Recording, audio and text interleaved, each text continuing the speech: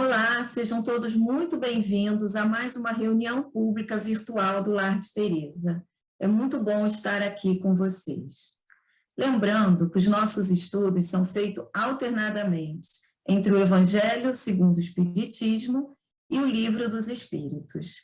Nessa oportunidade, estaremos abordando um tema do Livro dos Espíritos, Processos e Convulsionários, perguntas 473 a 483. E teremos, trazendo as suas reflexões, o nosso irmão de ideal espírita, Valdenir Cruz.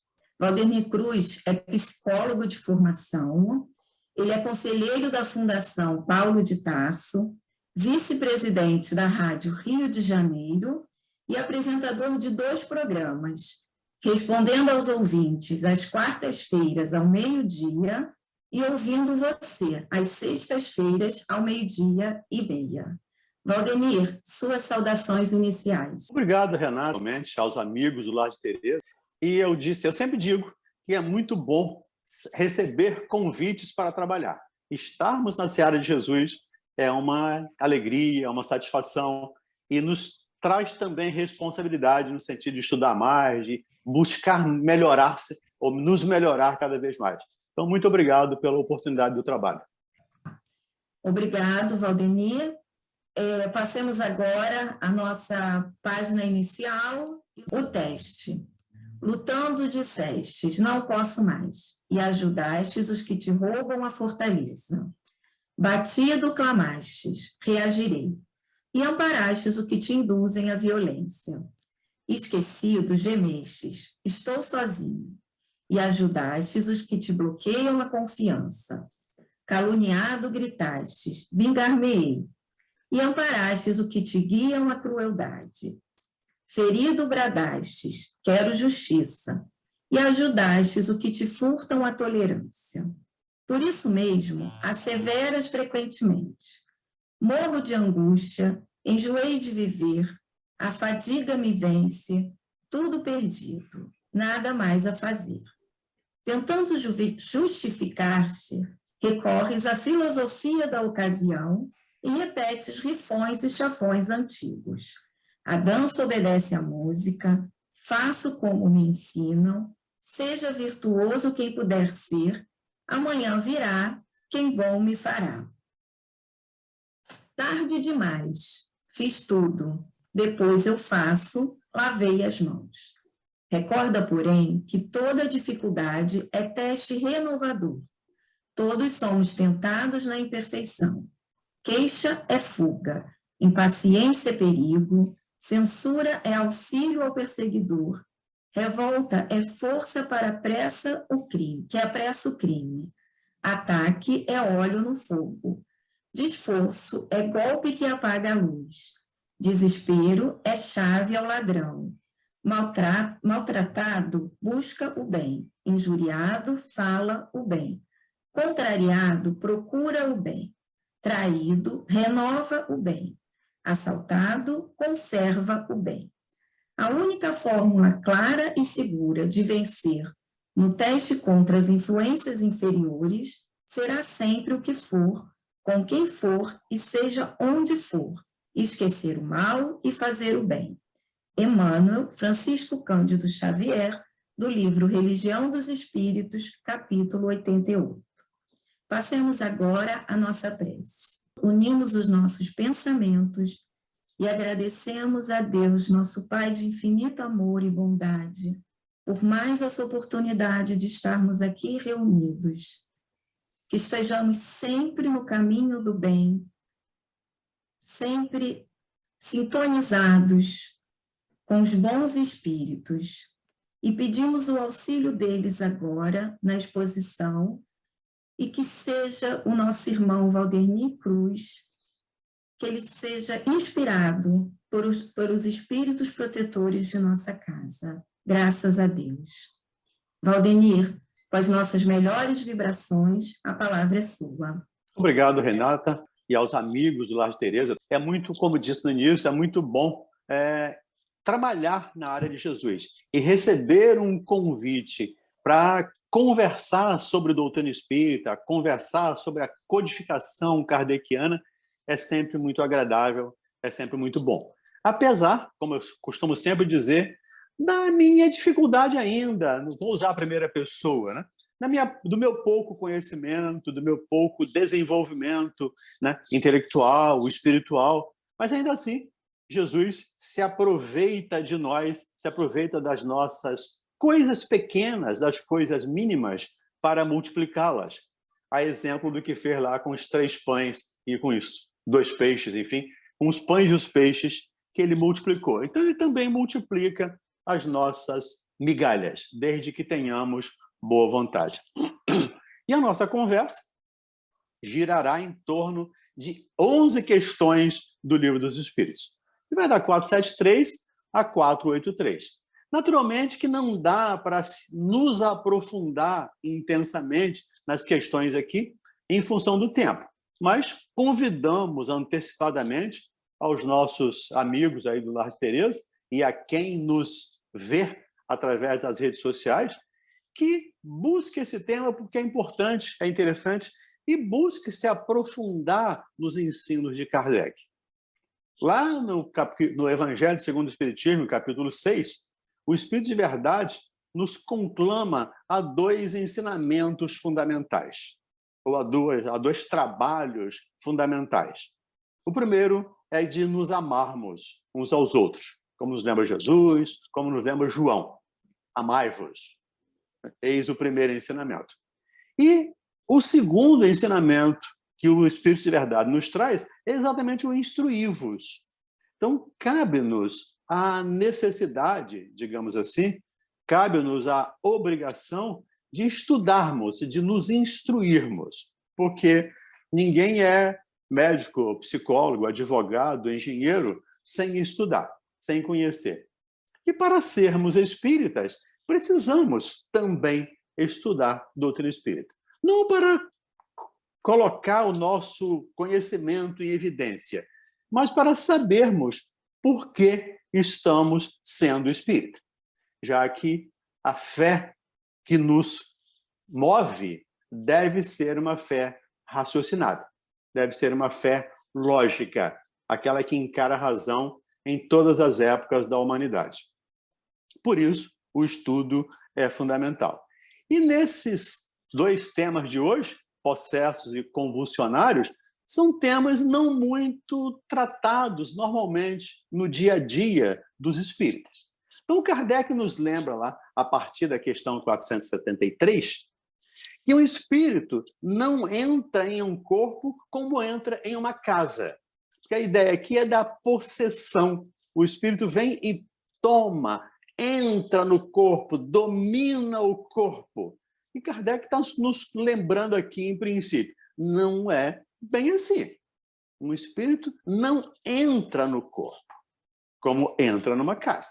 Ele se identifica, o espírito se identifica com o espírito encarnado. O desencarnado, nesse processo, chamado aqui, em princípio, de possessão, o espírito se identifica com o encarnado. Então, há uma identificação, uma afinidade. E aí ele diz, se identifica com os defeitos e com as qualidades.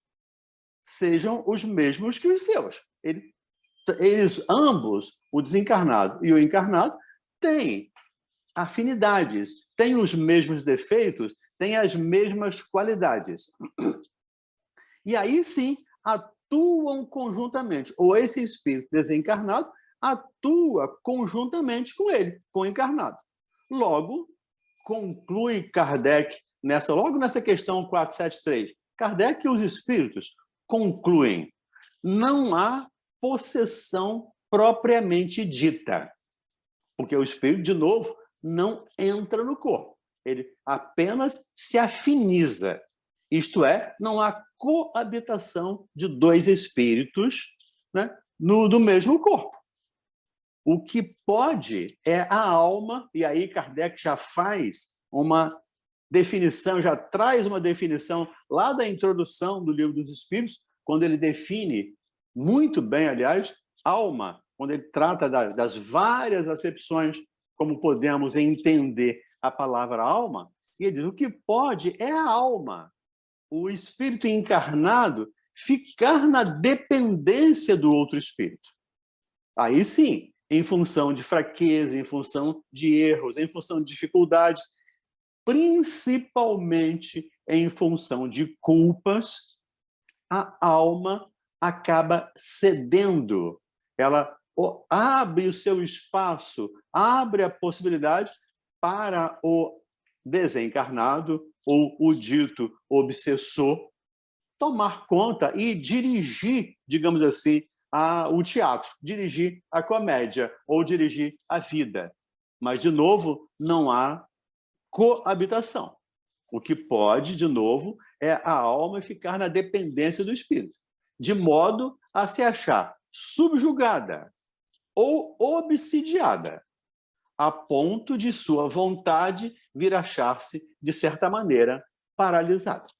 Então, isso é muito importante, porque nós, às vezes, achamos que um espírito desencarnado, dito obsessor, está comandando a vida de uma determinada pessoa. Aquela pessoa perdeu a vontade, perdeu o controle. Não imaginemos nunca que um espírito encarnado possa perder 100% do controle. É claro que ele abre espaço, ele cede em função das dificuldades, em função dos vícios, em função de muitas coisas, ele cede espaço para os desencarnados. Mas não há uma coabitação ou não há um domínio de 100% do encarnado. E Kardec nos lembra lá que essas pessoas que abrem esse espaço, que possibilitam essa, aspas na palavra, tá? Essa possessão, são os verdadeiros possessos. Essas pessoas abrem espaço, então, dentro dessa percepção, são os verdadeiros possessos. Mas é preciso que saibamos que essa dominação não se efetua nunca sem que aquele que a sofre o consinta. Então, essa dominação, de novo, com aspas, a palavra possessão, essa possessão não se dá nunca sem que o encarnado consinta, sem que ele abra as portas. Eu costumo dizer, sem que ele dê a senha para o acesso. Então, nós, para acessarmos um sistema, via de regra, precisamos de uma senha, de uma digital, de um código. O encarnado dá essa senha, abre esse plug para que o desencarnado vá lá e plugue o seu USB, plugue o seu pendrive, para que, a partir daí, ele transfira os seus arquivos, dentro de uma linguagem aqui de informática, ele transfira os seus arquivos para o encarnado, mas só com o consentimento. Né? E ele faz isso, né? Quer por sua fraqueza, quer por desejá-la. Kardec e os espíritos dizem lá, o encarnado, muitas vezes, é fraco e acaba permitindo isso, ou deseja isso. E aí, vale um alerta, vale um comentário, porque como assim? Eu desejo ser obsidiado? Eu desejo ser possuído? Aspas de novo aí também na palavra. Eu desejo essa possessão? Precisamos lembrar que nós somos normalmente regidos, dentro do aspecto da psicologia, pelo inconsciente. O inconsciente é que nos comanda, o inconsciente é que nos dirige. E quando nós temos, vou insistir nisso porque isso é importante, quando nós temos um processo de culpa, normalmente nós achamos que o culpado merece uma punição. Se fizermos agora uma pesquisa, a pesquisa está na moda, e fizermos uma pesquisa, o que é que o culpado merece? Grande parte das pessoas vai dizer punição. Então, o culpado, dentro da nossa cultura, dentro do nosso conhecimento, ao longo do tempo, o culpado sempre deve ser punido. Só que para o meu inconsciente, para mim, inconscientemente, não faz diferença se o culpado sou eu ou quem está lá fora. O fato é que o culpado precisa ser punido. E, nesse caso, eu crio uma punição para mim, eu crio uma autopunição em função do meu processo de culpa. E como todos nós temos equívocos, todos nós, espíritos do planeta Terra, um planeta de expiação e provas. Como todos nós temos equívocos de vidas passadas, e muitas vezes dessa vida, nós acabamos que inconscientemente trazendo essa culpa para nós. E, como diz, um processo cultural. Ao longo da história, nós aprendemos, inclusive com a nossa Santa Madre Igreja Católica, e sem nenhuma crítica aqui à Igreja Católica, mas nós aprendemos uma expressão, uma frase que ainda é repetida hoje. E dessa semana passada, eu estava conversando com uma menina católica e ela disse que ainda essa frase existe hoje. Mea culpa, mea máxima culpa. Então, eu preciso me esmagar. E não é isso que João Batista diz lá no seu ensinamento. Ele diz, eu preciso diminuir para que Jesus cresça. Ou seja, a minha vontade não deve prevalecer. O que deve prevalecer é a vontade do Cristo. Como Jesus nos diz, o que deve prevalecer é a vontade de Deus para Jesus. Se for preciso, se for possível, afaste de mim esse cálice, mas que seja feita a vontade de Deus. Então, nós precisamos ter isso em mente. Que essa culpa nos foi ensinada, nos foi imposta durante séculos. E isso vai sendo, como diria Jung, entrando no inconsciente coletivo. Então, de uma maneira geral, nós nos sentimos culpados. A não ser que eu seja um psicopata. Um psicopata não sente culpa. Mas se eu tiver sentimentos, e 99% das pessoas têm sentimento, porque só 1% é psicopata, então, eu tendo esse sentimento, eu acabo adotando esse processo de culpa.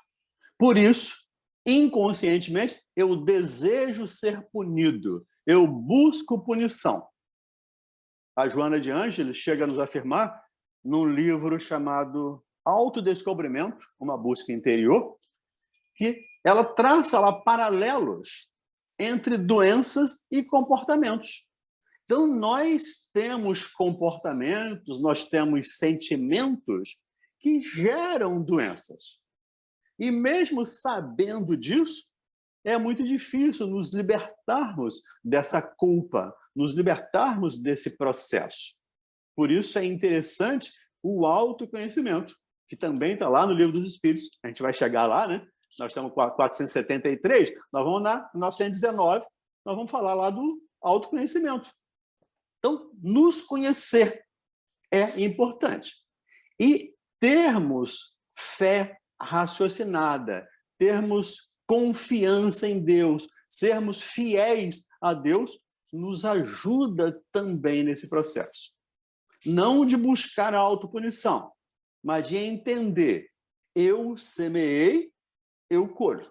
Conforme o Paulo escreve lá aos Gálatas. Você pode plantar aquilo que você quiser, mas terá que colher aquilo que você plantar. Então, por isso, os Espíritos nos convocam, ou nos alertam para esse desejo, muitas vezes, que por fraqueza ou por desejo, eu abro esse espaço para uma obsessão das mais variadas, da obsessão simples à fascinação. Claro que, lembrando de novo, a possessão não há, como nós entendemos, não há possessão. há esse domínio de um desencarnado sobre o encarnado, e como dizem os espíritos, por nossa fraqueza ou por nossos desejos.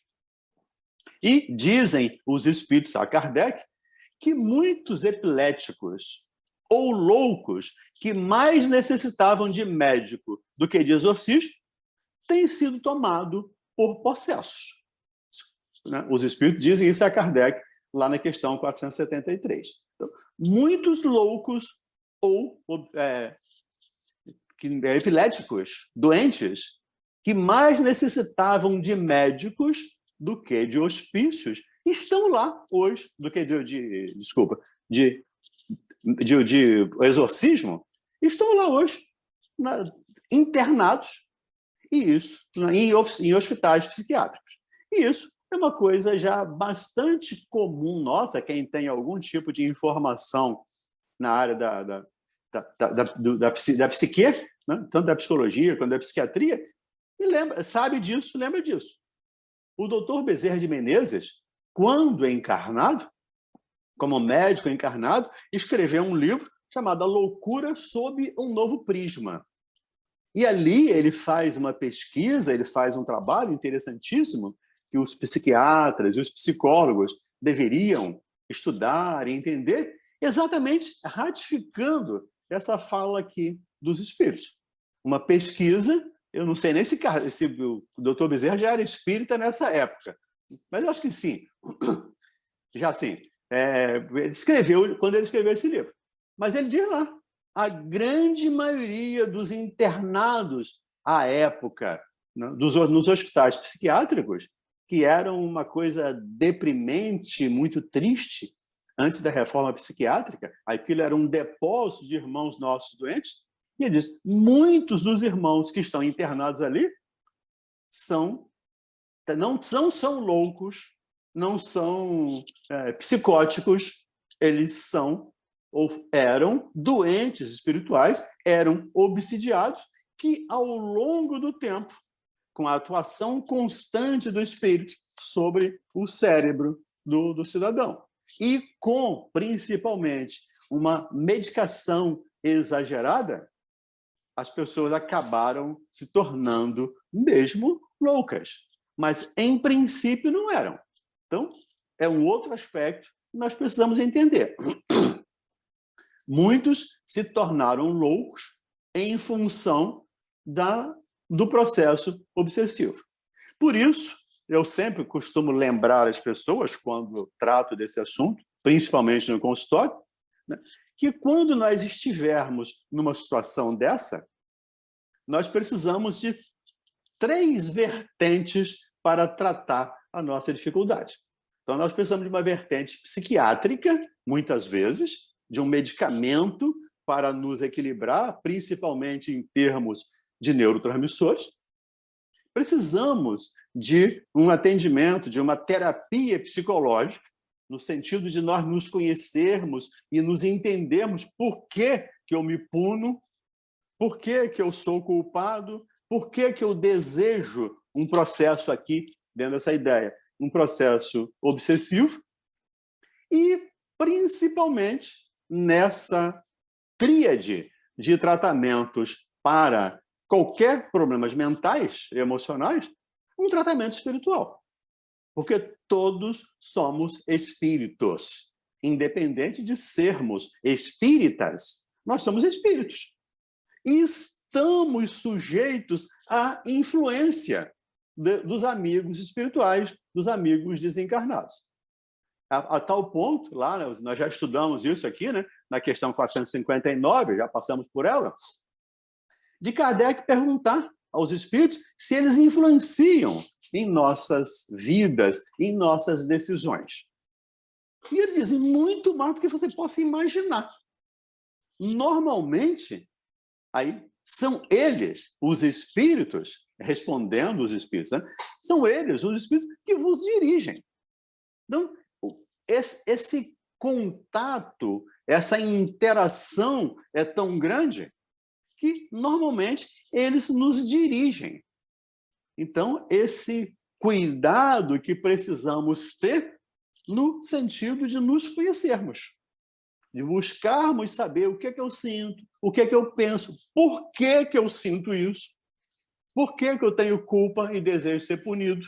Em muitas situações isso acontece, a autopunição vem em função disso, e aí eu faço algumas doenças em função da culpa, como explica lá a Joana de Ângeles. Então, esse processo da psicoterapia tem esse objetivo, de nos fazer nos conhecer um pouco melhor. É claro que não vamos nos conhecer 100%. Isso é impossível para nós ainda, espíritos em expiação e provas. Mas podemos, sim, ampliar o nosso conhecimento, podemos melhorar a nossa percepção de nós mesmos e aí não desejarmos essa possessão, não desejarmos essa punição. E, por favor, toda vez que eu disser possessão aqui, vai ser com aspas, tá? Porque Kardec e os espíritos concluem que ela não existe no sentido propriamente dito. Então, continuam os espíritos dizendo a Kardec que o vocábulo possesso, na sua acepção vulgar, supõe a existência de demônios, isto é, de uma categoria de seres maus por natureza. E nós já entendemos, nós espíritas entendemos, que não há demônios no sentido desse ser eternamente voltado ao mal. Demônio, que vem lá do grego, né? Todos nós conhecemos também isso, a palavra démon, o que significa espírito? Pode ser bom ou pode ser mal. E imaginemos, né, Deus infinitamente bom e justo, como está lá na questão 13 do Livro dos Espíritos, criar um ser, já que ele é onisciente, ele sabia. Ele criar um ser para nos perturbar, para perturbar a criação, como se fosse esse ser eternamente mau. Então, isso para nós também é um outro aspecto que não passa no nosso crivo racional, que não passa na nossa razão.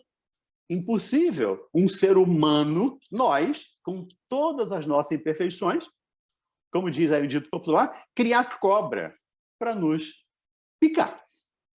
Nós não criamos doenças, pelo menos conscientemente, não criamos doenças ou não criamos situações que nos vão dificultar conscientemente. Deus é onisciente, onipotente. Ele é infinitamente bom e justo e infinitamente em todas as virtudes. Então, não entendemos esse ser eternamente mau. Não entendemos esse ser, esse demônio, o eternamente mau. Então, e diz o Kardec que o vocábulo possesso, então, seria entender essa situação e a coabitação de um desses seres com a alma de um indivíduo no seu corpo. Só cabe um na casa. Só tem espaço para um na casa. A hora que um deixar, a hora que eu, como encarnado, deixar o meu corpo, ninguém mais vai habitá-lo. Ele vai se decompor. Ele vai morrer. Então, não há essa coabitação. Né? Como nesse sentido não há demônios, já entendemos isso, então dois espíritos não podem habitar-se simultaneamente no mesmo corpo. Não há possessos, de novo, afirma Kardec, na conformidade da ideia a que esta palavra se acha associada. E quando eu falo Kardec aqui, estou falando Kardec e os espíritos. Kardec aqui é o representante, pelo menos na nossa fala aqui, é o representante dos espíritos. Então, Kardec e os espíritos, eu estou chamando tudo aqui de Kardec. Então, Kardec nos diz, conclui novamente, não podem habitar simultaneamente o mesmo corpo dois espíritos. Então, essa ideia da possessão não... Essa ideia existe, mas a possessão, de fato, não existe. E continua ele dizendo que esses maus espíritos podem ser afastados e os possessos se libertarem daquela dominação, desde que com vontade firme o queira. E aí é um outro aspecto que os Espíritos nos chamam atenção em muitas situações, em muitas partes do Livro dos Espíritos. Vontade e querer. Desde que eu queira, desde que eu tenha vontade firme, eu posso me livrar dessas situações. É claro que vai chegar um ponto de eu ser de tal ponto dominado, a tal ponto dominado, que eu não tenha mais forças para sozinho fazer isso. Aí eu vou precisar de ajuda. De novo, vou voltar no psiquiatra, no psicólogo e no tratamento espiritual. Mas se eu tiver firme à vontade, e Kardec pergunta isso, né? Se nós podemos nos livrar das nossas paixões, em outra parte aqui do Livro dos Espíritos, e o Espírito sim. Desde que tenha firme à vontade, você pode. Mas, concluem eles, quão poucos têm firme à vontade. Quão poucos não se regalam, não se agradam dessa conivência ou dessa convivência. Até porque eu posso transferir, e via de regra faço isso, eu posso transferir para os amigos desencarnados as minhas responsabilidades. Eu fiz uma besteira, mas eu estava sob processo obsessivo. Foi o obsessor que fez isso, não foi eu. Lê do engano. Eu sou responsável por todos os meus atos, por todos os meus pensamentos, por todas as minhas ações e por todas as minhas omissões. Então, eu sou responsável por esse processo obsessivo. É claro que hoje eu estou num poço tão fundo, ou posso estar, num poço tão fundo que eu não tenha condições de me liberar, de me livrar.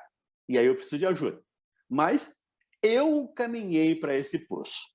Eu cavei esse poço. Eu busquei essa sintonia. E aí eu tenho que, de novo, lembrando Paulo escrevendo aos Gálatas, eu tenho que colher a minha plantação. Eu tenho que colher a minha semeadura. E diz Kardec que pode acontecer que a fascinação exercida pelo mau espírito seja de tal ordem que o subjugado nem perceba. Nesses casos, poderá uma terceira pessoa fazer o que cesse essa sujeição da outra, desde que seja um homem de bem. Então, Kardec aqui nos traz um processo, ou nos fala do processo obsessivo, que lá o Livro dos Médiuns detalha com muito mais cuidado, com muito mais pormenores esse fato, mas ele fala da fascinação. E ele diz, pode ser que o fascinado não tenha percepção de que está sendo fascinado. Sim, pode ser. Mas aí vem muito em função da minha vaidade. Porque, normalmente, um processo de fascinação se dá em função da minha vaidade. Porque o que é um processo de fascinação? Rapidamente.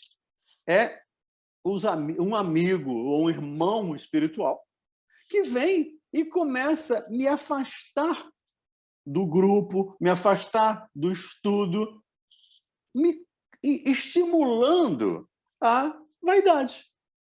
Porque ele não cria uma vaidade em mim. Ele vem estimular o germe da vaidade que está em mim, que está em nós.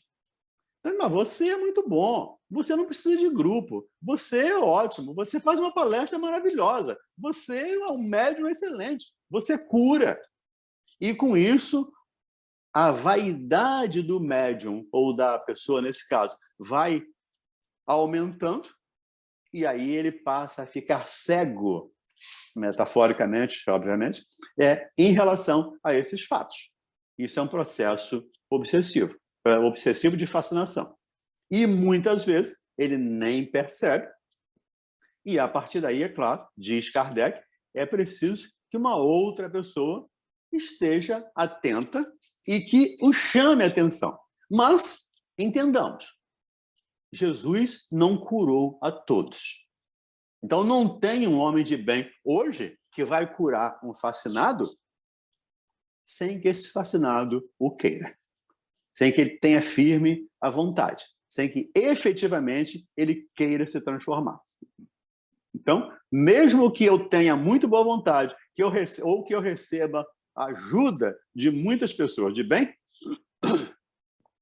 se eu não tiver firme a vontade, se eu não quiser, isso não vai acontecer com toda certeza. Porém, diz Kardec, pode ser que o subjugado não ajude.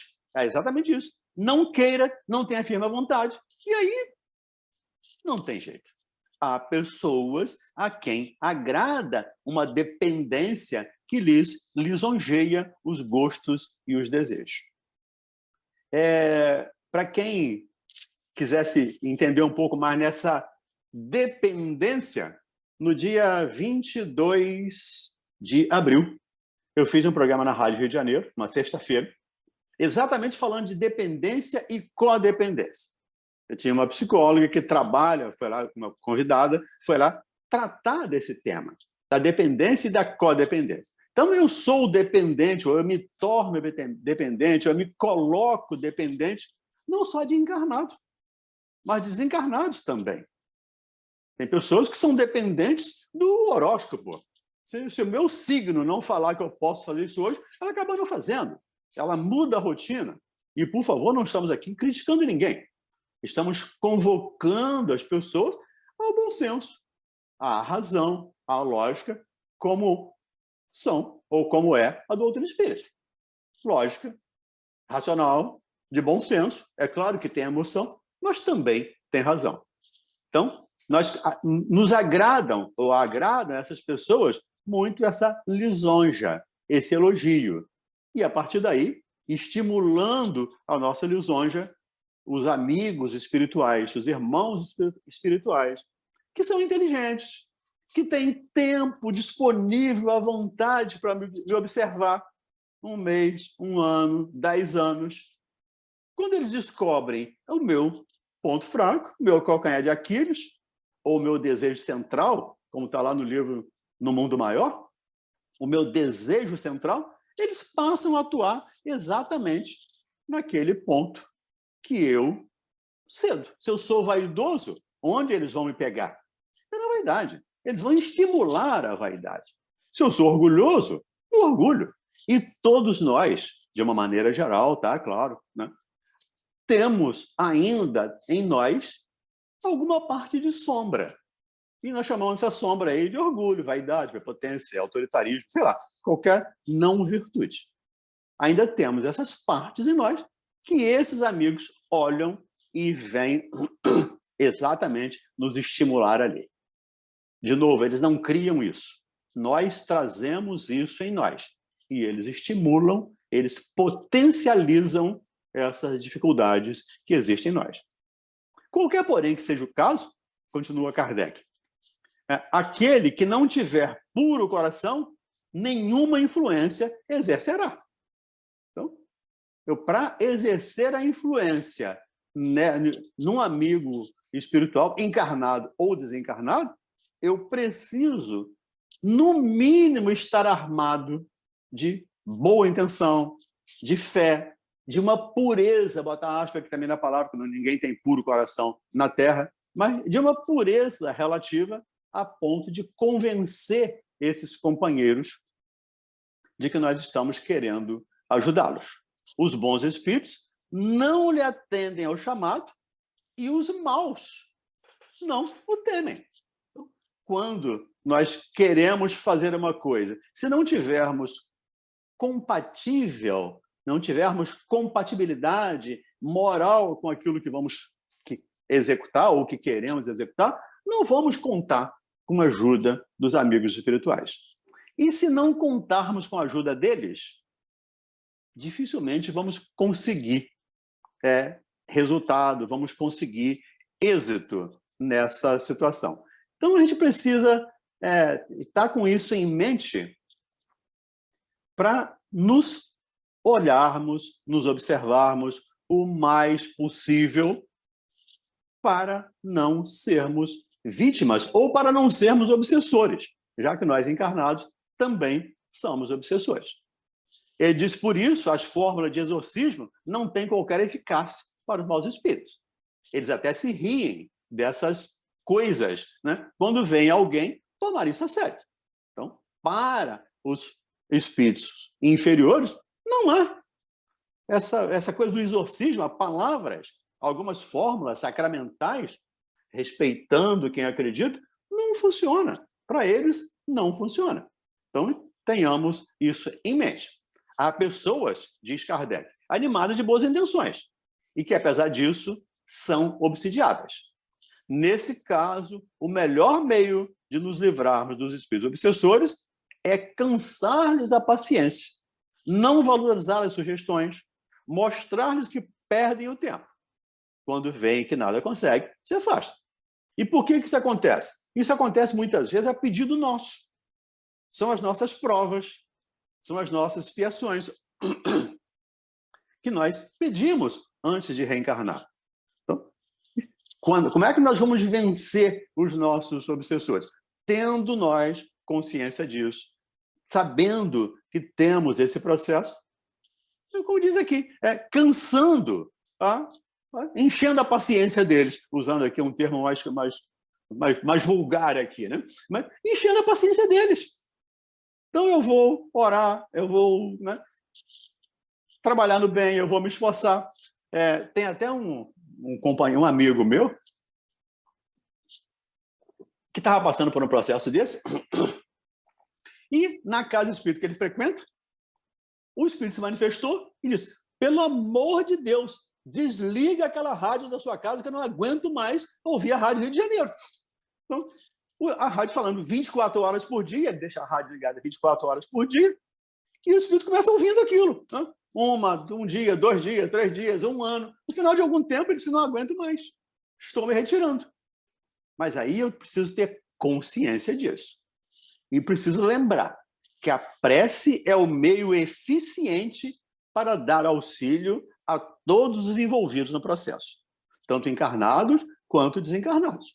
A prece é o meio mais eficaz, mais eficiente de nos ajudar nesse meio. Por isso, dentro daquela tríade do tratamento, o tratamento espiritual é fundamental. E o tratamento espiritual, para nós, espíritas, vai aí a palestra, o estudo, o passe, a água fluidificada, a prece e tudo mais que nós conhecemos como tratamento terapêutico, né, nas casas espíritas, sem dispensar nunca o tratamento médico ou o tratamento psicológico. Então, mas ele diz, a prece é importante? Sim, mas não basta que alguém murmure algumas palavras para que obtenha o que deseja. É preciso mais que isso. Deus assiste aos que trabalham, diz Kardec, não aos que se limitam a pedir. Pedir é importante? Sim. Peça e obtereis. Bata e abrir-se-vos-á. Mas eu preciso ter crédito. Imagine eu chegar no banco hoje, estou no vermelho e quero sacar o dinheiro. Não, você não tem crédito. Você não pode sacar. É claro que o Banco da Misericórdia é muito mais misericordioso, né? Permita aqui a redundância, do que o nosso banco aqui. Porque nós temos uma conta bancária. As atribulações da vida presente e as tribulações da vida passada. Está lá no Evangelho, capítulo 5. Então, né, as causas atuais das aflições e as causas anteriores das aflições. Então, nós temos essas causas, precisamos trabalhar. Então, não basta pedir, é preciso agir. A oração termina em ação. Então, eu preciso agir, eu preciso trabalhar. Mostre-me a sua fé sem obra, diz o apóstolo Tiago, e eu te mostrarei a minha fé através das obras. Porque fé sem obra é morta. Então, não adianta eu pedir e não fazer nada. É indispensável que eu trabalhe. É indispensável que eu faça a minha parte. Lembrando, quando alguma pessoa, ou quando alguém ficava curado à presença de Jesus, com o toque de Jesus, com a mão de Jesus, Jesus nunca atribuiu a cura a si mesmo. O que ele dizia sempre? A sua fé te curou, a sua fé te salvou. Vá e não tornes a pecar, para que não te aconteça coisa pior. Então, a pessoa estava curada ali, teoricamente. Mas, se ela repetisse, ia acontecer coisa pior. Então, é indispensável que façamos a nossa parte. E aí, Kardec nos chama a atenção para um outro detalhe, né? E até uma pergunta que ele faz, né? Que se deve pensar, então, da expulsão dos demônios mencionada no Evangelho? E aí, de novo, vale trazer aquela informação anterior. Demônio, na acepção, no conhecimento espírita e principalmente na presença de Jesus, não é um ser voltado eternamente ao mal. É um espírito que se desviou, que se mudou de rota em relação às leis divinas. Mas não é um ser voltado eternamente para o mal. Então, não imaginemos que aqueles espíritos, aqueles demônios, aspas aí de novo na palavra, que Jesus expulsou, foram relegados a um terceiro plano. Foram relegados ao Hades, ao inferno, ao umbral, como fala hoje os espíritos. Em absoluto. Aqueles amigos, aqueles irmãos, os que quiseram, obviamente, foram atendidos no plano espiritual. Porque, imaginemos nós agora, nesse nosso trabalho aqui, existem dezenas de espíritos desencarnados nos ajudando. Claro que ao redor de Jesus existiam centenas, milhares de espíritos bons para ajudar no trabalho. Mas a ninguém é forçado, a ninguém é obrigado a ser cristão, a ser espírita, a fazer isso ou fazer aquilo. Porque a lei maior, a lei de Deus, que Jesus não veio descumprir, é o livre-arbítrio. Então, eu tenho a liberdade de fazer aquilo que eu quiser. Eu preciso fazer aquilo que eu quiser, que eu tiver vontade. Então, por isso, é importante que tenhamos isso em mente. Jesus não curou, as pessoas se curaram, e aqueles irmãos que foram expulsos ali naquela situação, eles apenas foram retirados para serem tratados, para serem levados aos hospitais espirituais. Que à época de Jesus não podia fazer isso. Tem um hospital aqui no plano espiritual, aqui na colônia ao nosso lado, tem um hospital, tem isso, tem aquilo. A colônia está lá sobre Jerusalém, eu não sei qual é o nome, mas tem uma colônia espiritual lá também. Jesus não podia dizer isso. Mas os amigos espirituais que estavam com ele sabiam disso. Então, esses companheiros eram levados para esses locais. Assim também como acontece com os convulsionários, que é mais ou menos a mesma ideia. Os convulsionários, eles desempenham um papel importante no fenômeno que dão aos indivíduos chamados convulsionários, que é o magnetismo. E está lá na questão, e lembramos de novo, né, que o charlatanismo tem explorado muito, diz Kardec, essa situação para ganhar notoriedade, para aparecer, enfim, essa é a situação. Então, lembrando de novo a questão 459 lá do Livro dos Espíritos, então, os espíritos influenciam tanto a nossa vida que eles são capazes, por afinidade, por simpatia, por sintonia, por magnetismo, por tudo que já falamos, de fazer uma cidade, um bairro inteiro, uma cidade. No tempo de Kardec era muito pequena, né? Pelo menos a cidade que acontecia isso. Mas de fazer um bairro inteiro, ou uma família inteira, entrar num processo obsessivo ou de auto-obsessão. Porque muitas vezes nós nos auto-obsidiamos. Nós obsidiamos a nós mesmos. Num processo anímico, nós criamos as nossas dificuldades. Então, a gente também tem que levar isso em conta. E, claro, lembrando aqui, que a natureza dos espíritos que geram esses fenômenos da convulsão ou dos convulsionários é uma natureza de espírito ainda muito pouco elevada. Não imaginemos nós que espíritos bons, que grandes espíritos iluminados, vão perder tempo criando dificuldades, criando coisas paralelas para alguém ganhar dinheiro ou alguém ganhar notoriedade. Não. Os convulsionários, ou esses espíritos, ou essas almas, se submetem, como no processo obsessivo, como no processo lá que falamos da possessão.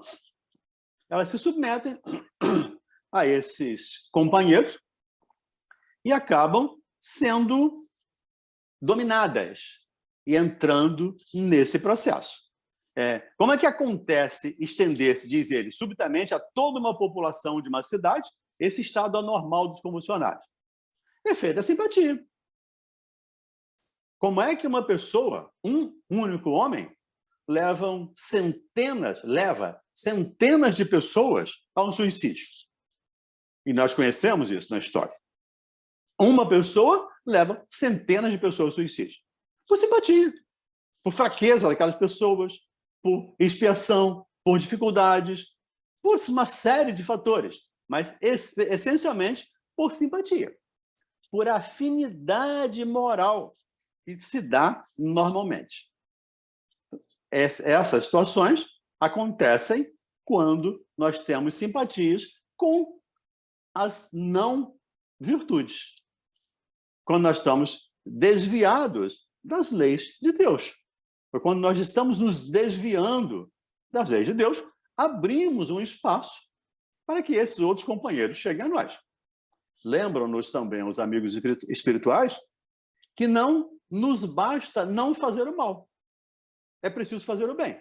Quando eu não faço o bem, e alguns chegam até a afirmar que o mal não existe, que existe a ausência do bem, então, quando o bem não existe, o mal toma conta. É como se, mais ou menos, a luz, né? Quando a luz não existe, tem treva. Mas quando eu acendo a luz, a treva deixa de existir. Então, não existe treva, existe ausência de luz dentro de algumas percepções, para alguns estudiosos. A mesma coisa em relação ao mal, em relação a essas situações.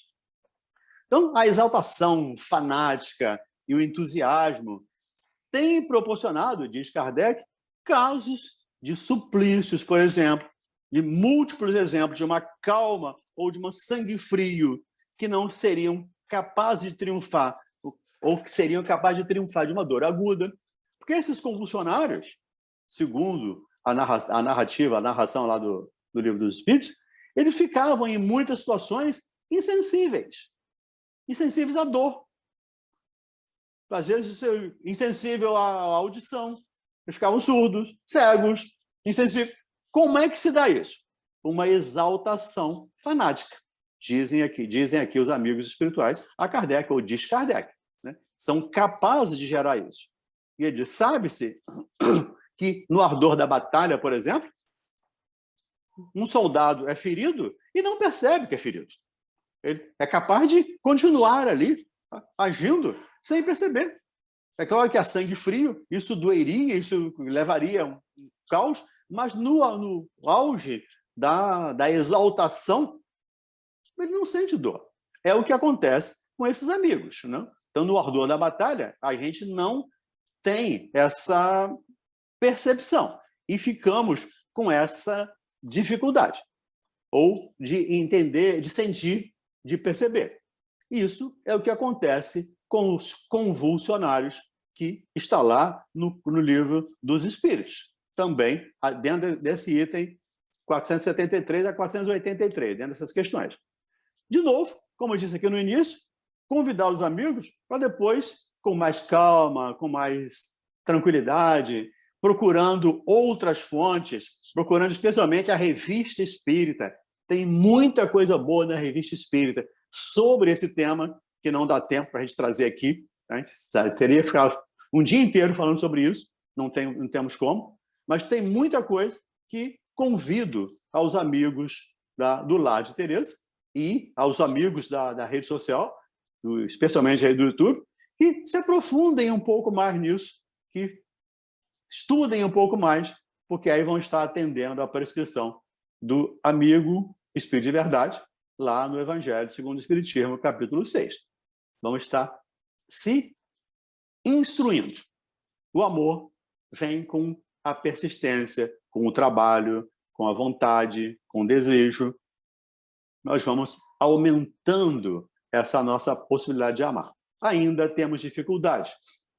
Ainda não temos esse amor pleno que Jesus nos ensinou. E como nos relata Lázaro, lá no capítulo 11 do Evangelho, quando ele diz que nós, no início, só temos instintos. E diz que o sentimento é o instinto elevado à altura do progresso realizado. Então, à medida que nós vamos estudando, vamos crescendo, esse nosso instinto vai se transformando em sentimento, se transformando em amor, e a partir daí fica mais fácil de podermos vivenciar esses ensinos de Jesus com mais equilíbrio, com mais tranquilidade. Agradeço mais uma vez ao Lar de Teresa e Jesus nos continue nos abençoando e nos trazendo paz. Muito obrigada, Valdenir. Nós é que agradecemos, né, a você ter aceito o nosso convite e por trazer para a gente, né, a sua esclarecedora e oportuna exposição. Nós agradecemos também a todos que estão aqui conosco até esse momento e convidamos todos para a próxima segunda-feira a mais uma reunião pública virtual, às 19 horas, onde traremos um tema do Evangelho segundo o Espiritismo, Observai os pássaros do céu. Passemos agora à nossa prece, para assim darmos por encerrada a nossa reunião. Vamos unir os nossos pensamentos e pensar no nosso Mestre Jesus, que nos deu o seu exemplo do homem de bem. Que possamos estar sempre sintonizados com os bons espíritos, com a espiritualidade superior, trabalhando sempre no caminho do bem, porque só assim poderemos nos melhorar e evitar a influência dos espíritos que ainda se encontram no caminho do engano.